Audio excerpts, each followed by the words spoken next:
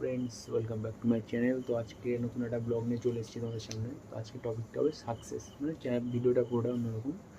Success বা প্রতিষ্ঠা। Success কিন্তু খুব ছোটো একটা ওয়ার্ড, কিন্তু এটা জীবনের অনেক বড় ভূমিকা নেয়।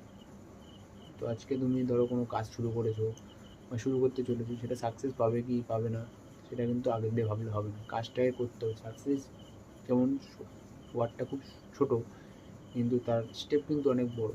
যে সাকসেসের শেষ সীমান্তে পৌঁছেছে সেই জানে যে সাকসেস মানেটা কী আর সাকসেস জিনিসটা কী।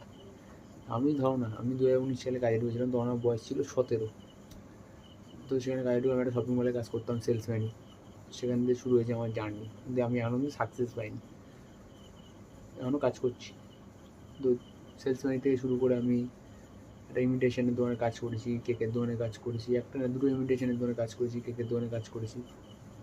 তারপরে একটা দোকানে সেলসম্যানি করেছি, আরও একটু শপিং মলে সেলসম্যানি করেছি। আমি সাকসেস পাওয়ার জন্য আমি বিহার পর্যন্ত চলে গেছিলাম, জীবনে সাকসেসটা কীভাবে আনতে হয়।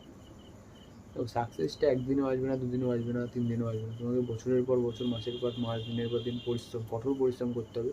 হাল ছাড়লে হবে না, পরিশ্রম করে যেতে হবে।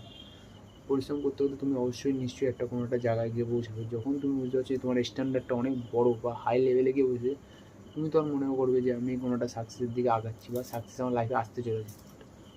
এটা হচ্ছে সাকসেস। কষ্ট করতে হবে। আর সেলসম্যানই করো বা কোনো কাজই ছোটো নয়। কাজ তোমরা করছো বা কোনো না কোনো কাজ করবে, ঠিক করেছো, বা ব্যবসা করবে, যা করছো। আমি যেমন ফোনের ব্যবসা করছি, আস্তে আস্তে জীবনে সাকসেস।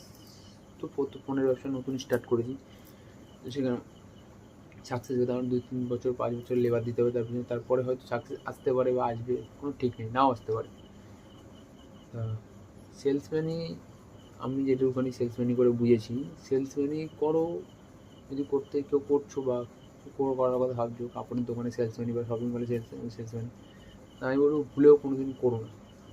কারণ ওটা একটা খুব খারাপ লাইন, কাপড়ের লাইন। মানে যারা করছে, হ্যাঁ, অনেকে হয়তো কমেন্ট করবে যে কেন দাদা সেলসম্যানি কি খারাপ, আমি তো করছি।